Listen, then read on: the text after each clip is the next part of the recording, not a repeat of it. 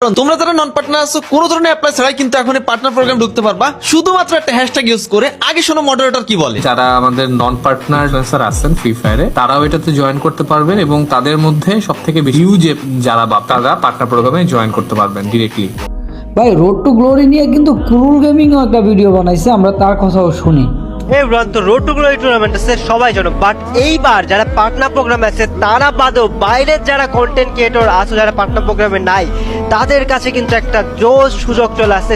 ভাই রে ভাই, নতুন যারা কন্টেন্ট ক্রিয়েটর আছে, যারা এতদিন যাবত এই পার্টনার প্রোগ্রামের জন্য এত কষ্ট করছো, আজকে কিন্তু গেরিনা একটা সুযোগ করে দিছে। ভাই আমি কিন্তু গেরিনার কোনো দালাল না, কোনো কিছুই না, কিন্তু কথাগুলো 100% সত্য।